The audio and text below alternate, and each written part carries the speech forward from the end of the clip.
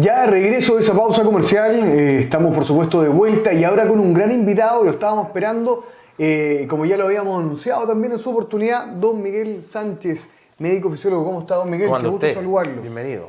Muchas gracias, bienvenido usted también, un gusto tenerlo nuevamente por nuestro canal comunal. ¿Cómo ha estado por lo demás? Bien, bien, acá ¿Sí? estamos.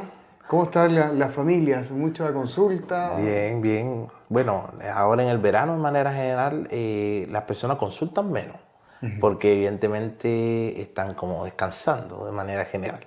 Claro. Pero ya se acerca marzo. Así es, ya se acerca marzo, viene Sí. entonces toda la vuelta al colegio, ¿cierto? A los liceos, y que en ello también vienen las enfermedades, típico de los papás, todos quienes hemos sido papás, cuando comienza marzo empezamos a revisar la uñita, el pelo y todo, y nos programamos a saber que nuestros hijos se van a resfriar, se van a enfermar, se van a contagiar a lo mejor algún virus, algún bicho, como dicen hoy en día, dentro de los establecimientos. Y para ello justamente es que hoy con la vuelta a marzo y todo lo que significa, en el sentido de poder preocuparse y prevenir, ¿cierto?, algún tipo de enfermedades, que estamos con don Miguel Sánchez en esta tarde, médico fisiólogo, que nos va a dar ciertas recomendaciones, doctor. Claro, claro. Bueno, una de las cosas principales que pasa en marzo es el hecho de que nuestros niños normalmente están en un periodo de descanso. Por tanto, ahí hay una flexibilidad en cuanto a lo que tiene que ver con los horarios y la hora de dormir. Es súper importante que ya desde esta semana se empiece a hacer un proceso de sincronización y ajuste de lo que tiene que ver con la hora de dormir de los niños. ¿Por qué es súper importante la hora de dormir de los niños? Porque empieza un periodo escolar ahora donde hay una disciplina, donde hay que levantarse en muchos casos temprano, donde viene un proceso de aprendizaje y de crecimiento y de desarrollo de ellos. Entonces el sueño es súper vital, súper vital. La falta de sueño puede provocar en los niños síntomas súper importantes como irritabilidad, disminución de las funciones cognitivas. El sueño tiene un poder reparador muy potente porque vemos como en el sueño es donde los niños más crecen. La hormona de crecimiento se libera durante el sueño. Entonces, en todo este periodo hay un cambio en cuanto a los ritmos circadianos y a la liberación de las hormonas a nivel biológico. Hay cambios desde el punto de vista socioemocionales porque los niños se someten a nuevos estrés, se someten a situaciones más complejas. Muchos chiquititos van a comenzar en un nuevo colegio, hay un estrés sobreañadido y hay que estar preparado pero la preparación viene desde ahora. Claro que sí. Doctor, algo decía usted respecto de los ciclos del sueño. Respetar justamente el ciclo del sueño y los tiempos, Claro, ¿verdad?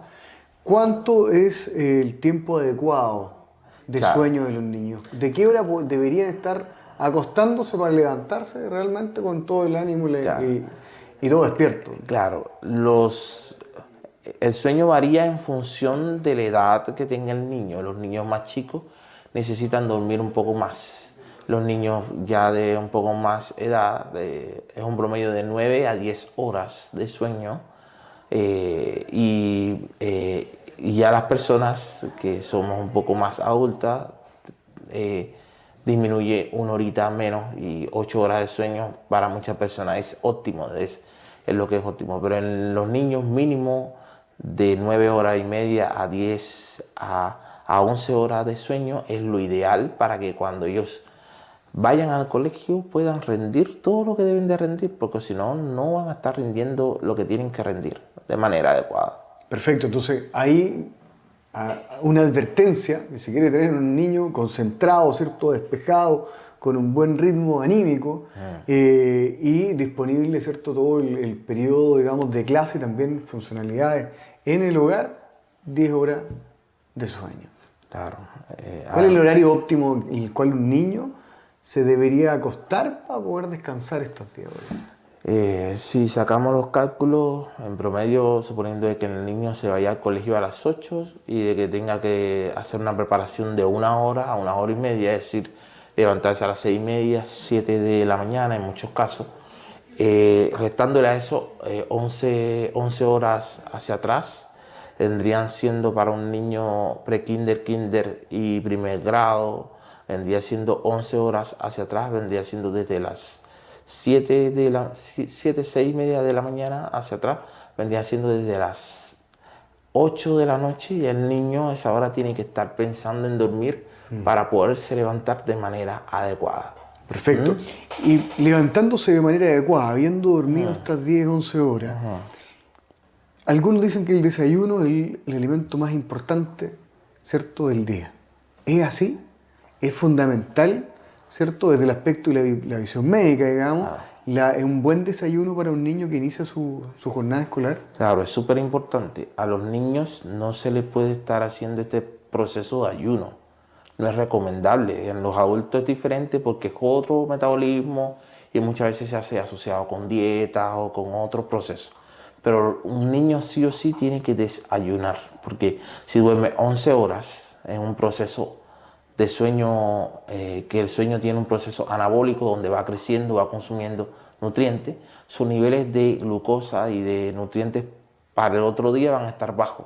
Por tanto, el niño tiene que tener una alimentación balanceada temprano, porque eso va a determinar el rendimiento. Se ha demostrado, está claro y bien claro, que los déficits de microelementos como el hierro, el zinc, las vitaminas afectan grandemente el rendimiento del niño. Entonces, si no alimentamos bien a nuestros niños, evidentemente vamos a tener conflictos, problemas, falta de rendimiento, desconcentración, y eso finalmente nos pega a nosotros como papás. De todas maneras. Ahora, en este cambio entonces de rutina, ¿verdad?, de sueño. Estamos en vacaciones, los niños se acuestan más tarde, ¿verdad?, se levantan más tarde también, y de pronto en el día con el calor se toman un jugo, empiezan a picar y no quieren servirse un desayuno contundente. Con este cambio, tanto de horario también en la alimentación, ¿qué sucede con el niño? ¿Hay algún tipo de cambio interno en él?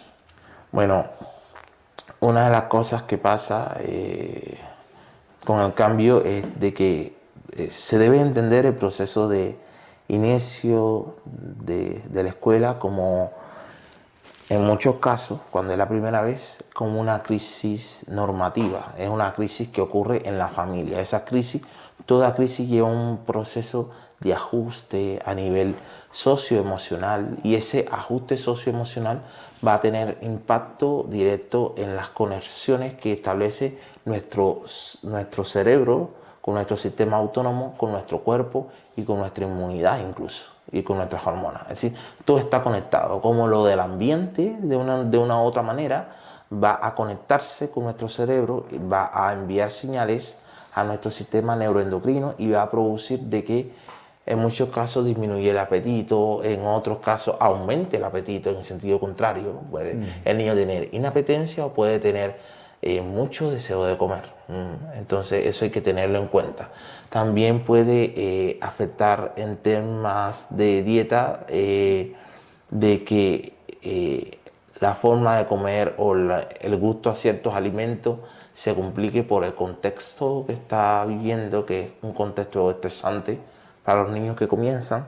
Entonces, todos esos elementos hay que tenerlo en cuenta, tener mucha paciencia, mucho amor. En ese momento viene el amor de los padres, la paciencia. Y sí, le doy un consejo. Si yo sé que es un proceso complejo, yo desde antes me debo de preparar para esto. La preparación empieza desde ahora. Desde ahora empezarlo a que empiece a regular el sueño, a que se acueste temprano, a acostarse temprano. Porque padre responsable, hijo saludable. Si yo sé que mi niño va a enfrentar un nuevo proceso, tiene que acostarse más temprano para que el proceso de adaptación, de ir a la escuela, por lo menos los primeros días, tener una ventana de tiempo. Porque cuando hacemos esto muchas veces nosotros también tenemos que irnos al trabajo. Entonces se complica la cosa. Entonces, para hacerlo hay que hacer la cosa preparada, organizada y con tiempo. Si hay una familia que lamentablemente, por distintas razones, no tuvo la posibilidad de prepararse, ¿cierto?, o preparar al niño para este cambio de horario, para este cambio en el tiempo de un sueño saludable, ¿qué repercusiones podría tener en cuanto a su salud? Bueno, la falta de sueño primero produce en los niños que crecen menos. Los niños que no duermen está demostrado que crecen menos. Los niños que no duermen tienen desregulación en cuanto a su apetito. Pueden tener inapetencia o desarrollar desnutrición, tanto por exceso o como por defecto. Es decir, exceso, tendencia al sobrepeso, y en defecto, tendencia a la desnutrición, anemia y otras enfermedades. La falta de sueño trae consigo descoordinación. Muchos niños con déficit de atención y otros situaciones asociadas con el desarrollo, que la falta de sueño hace de que se revele, que el cerebro se vuelva más irritable, de que no haga la coordinación de las neuronas de manera adecuada, interfiere con el proceso de aprendizaje. La falta de sueño desequilibra emocionalmente el niño cuando hablamos en lo que tiene que ver con su irritabilidad. Cuando los niños no duermen bien, se levantan más irritables y más mañositos, y se dificulta todo el proceso. Y también a nosotros es como una cadena, porque si el niño está irritable, nos va a ir un poco más complejo a nosotros a la hora de comenzar nuestra jornada laboral. ¿Tiene algún impacto lo que acaba de decir respecto de una consecuencia, en definitiva? Un niño que, claro, no está durmiendo lo necesario y suficiente, que se levanta irritable, con la inmunidad o una exposición de pronto mayor a ciertos virus. ¿Por qué le pregunto? Porque hay una correlación muy directa, lo que hablábamos recién, el regreso a clase con principalmente problemas respiratorios. Mira, ahí intervienen varios factores. Cuando se regresa a clase, evidentemente hay un proceso de que el niño va a estar expuesto a otros niños que evidentemente vienen de diferentes contextos, y en esos contextos muy probablemente exista alguien que tenga resfrío. Entonces ese resfrío pasa de un ambiente familiar a un ambiente escolar, y eso trae como consecuencia que varios niños se enfermen. Por otra parte, si no hemos nutrido a nuestros niños de manera adecuada, va a traer consigo déficit de nutrientes, déficit de vitamina D, esa que se sintetiza con el sol, que interviene en la inmunidad, puede estar baja, o déficit de otro tipo de nutrientes que también intervienen en temas de la inmunidad. El sueño, ¿en qué puede intervenir? Es que el sueño de manera general en lo que más participa es en los procesos de reparación celular. Los procesos de síntesis dentro de nuestro cuerpo, la mayoría ocurren durante el sueño. Entonces, los procesos que tienen que ver con la síntesis de proteínas que se utilizan para el sistema inmune defenderse contra los bichitos. Entonces, las proteínas, que son las inmunoglobulinas, que tienen que estar óptimas y que se sintetizan en nuestro cuerpo para defendernos contra los bichitos.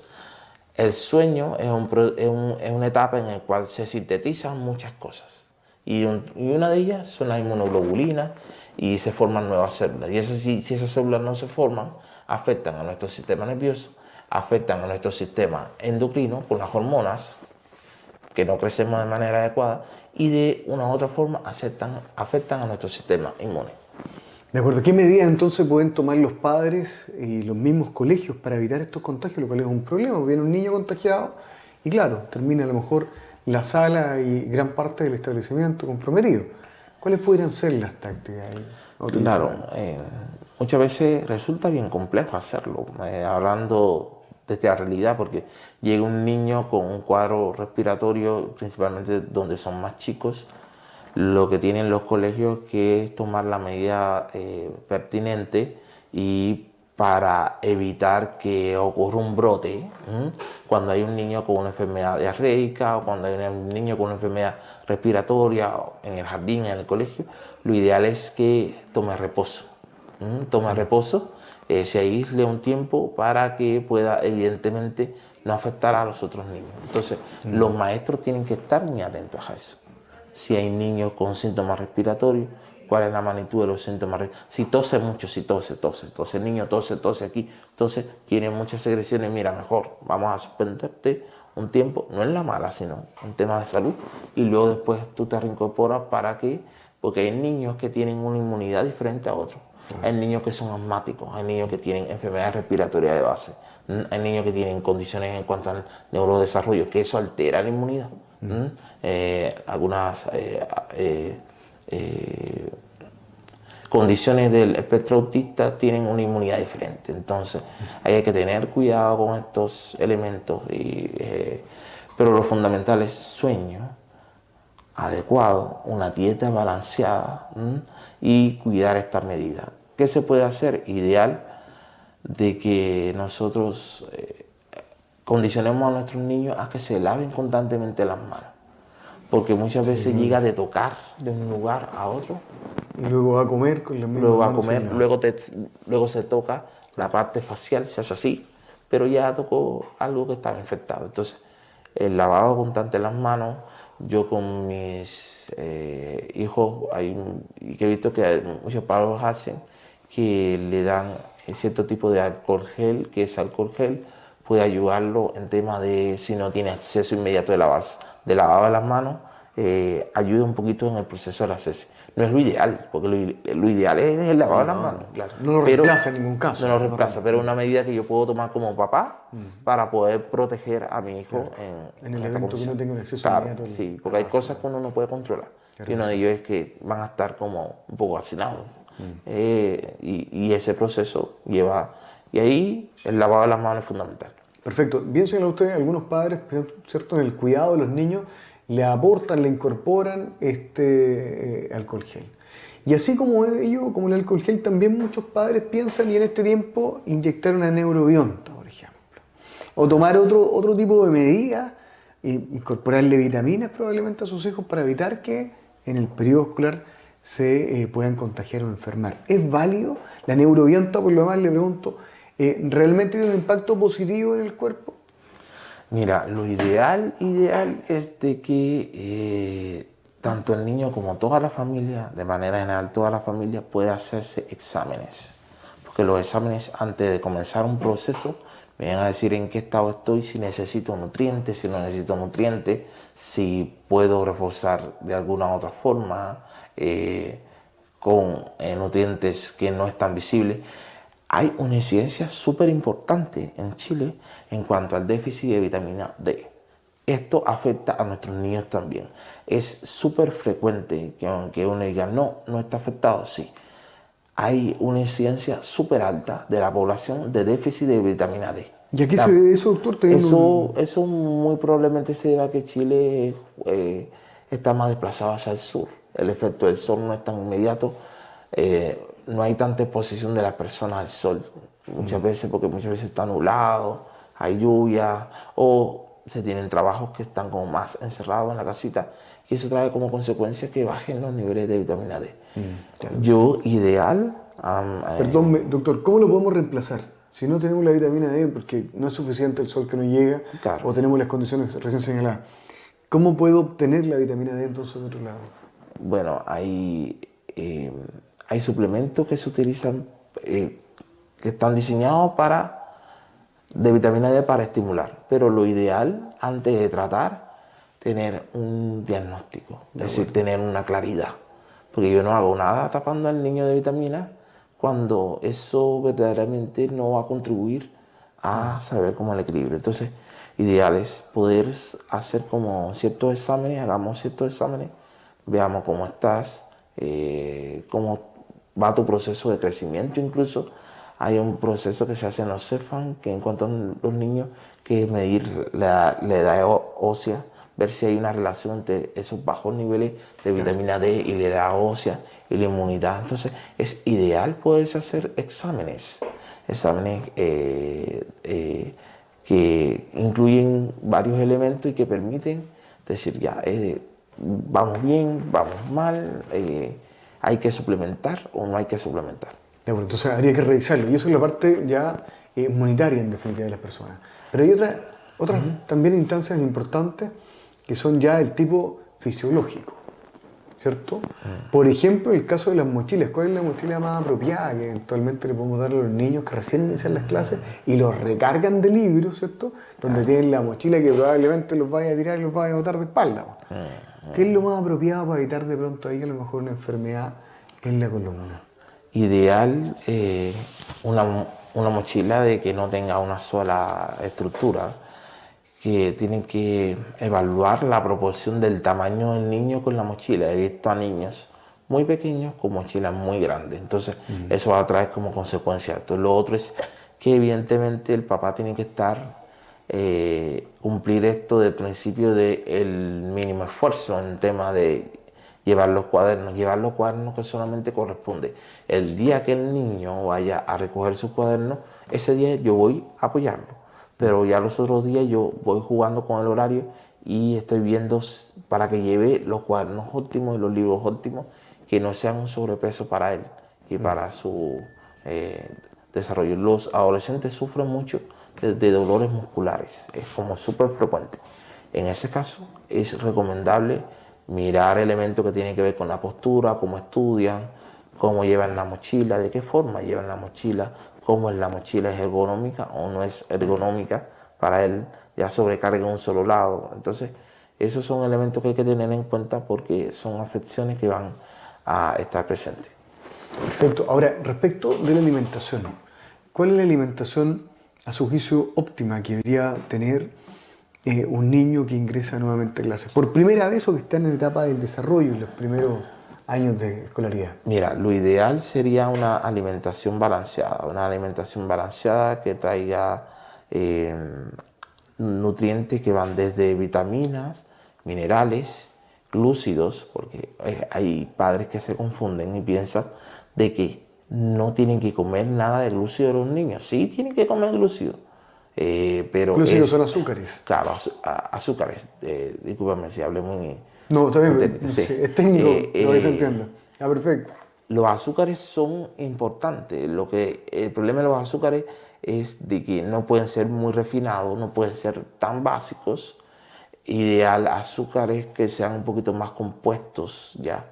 Azúcares que sean no tan simples y de fácil, es decir, fácil degradación. Esos no son tan recomendables. Los recomendables son los azúcares compuestos que activen el metabolismo y que efectivamente no produzcan como hiperglicemia de manera muy prolongada. Entonces ahí los dulces, las bebidas, disminuir el consumo de esto, porque esto, el aporte calórico es muy alto, pero el aporte nutricional es muy bajo. Claro. Entonces, quizás eso sustituirlo por jugos de fruta natural sin azúcar, porque las frutas en sí traen su azúcar. Entonces, acostumbrar, porque hay algo. Nosotros debemos acostumbrar a nuestros niños a no elevar tanto el umbral de los azúcares. Perfecto. Porque si elevamos el umbral de los azúcares, luego después, como adolescente y como adulto, me va a costar trabajo bajarlo. Y voy a crear como cierta dependencia hacia el azúcar, porque el azúcar es muy estimulante. Sí, claro. Produce mucho placer. Y algo que produce mucho placer tiende a crear en el cerebro como circuitos muy parecidos a la adicción. Entonces, desde niño es importante, no solamente por el efecto que puede tener inmediato el exceso de azúcar, llevando a sobrecargar el páncreas y a desarrollar diabetes de manera temprana, conjunto con obesidad e hiperlipidemia, sino también como a largo plazo, aunque el niño no sea obeso y sea un niño normopeso, pero se consume mucho azúcar, va a tener como esa dependencia al azúcar, esa sensación de que me falta algo dulce para estar satisfecho. Entonces, los azúcares. Por otra parte, las vitaminas que son necesarias y que participan como coenzimas o como coayudantes, ayudando a nuestras proteínas a defendernos, a digerir de manera adecuada, a que las neuronas funcionen de manera óptima. Muchas de ellas se convierten luego en neurotransmisores. Entonces, es súper importante las vitaminas tenerlo ahí. Y en el caso de los minerales, ahí tenemos el hierro, que participa en lo que tiene que ver con la formación de la hemoglobina. Nuestra sangre está repleta de hierro porque eso participa en el transporte del oxígeno y la sangre, el zinc, que participa en el crecimiento, el calcio, que también participa en el crecimiento, entre otros tantos. Perfecto. Hay entonces tips fundamentales para este regreso a clase de nuestros niños, que ya estamos a un par de días nada más de iniciar la jornada escolar. Doctor, ¿alguna otra recomendación que nos quedara ahí de pronto en el tintero que tengamos que señalarle a nuestros amigos? Claro, es importante elementos que tienen que ver con la higiene de los niños. Es súper importante hacer la higiene constante, estar atento a que se puede presentar en muchos casos la pediculosis, que es como estos que le llaman... Son los piojos. Los piojos, llamados piojos. Atentos también a, en caso de los niños, elementos que tienen que ver con los síntomas respiratorios. Ahí, en ese sentido, nosotros estamos desarrollando como una iniciativa que se llama Respira Seguro y que va más hacia esa parte de apoyar a los papás en temas que tienen que ver con el cuidado respiratorio. Impecable. Ahí entonces están las recomendaciones de médico fisiólogo don Miguel Sánchez para tener un regreso a clase entonces programado, ¿cierto?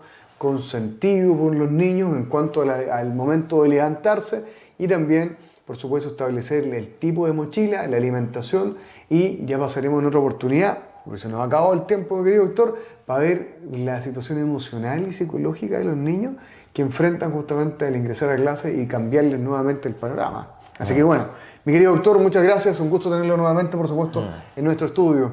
Nosotros vamos a una pequeña pausa comercial y ya estamos de regreso aquí en NSC Cambalache, por supuesto. Un abrazo. Nos quedamos de vuelta. Doctor, muchas gracias. De verdad, muchas gracias por su consejo, muy buenos consejos.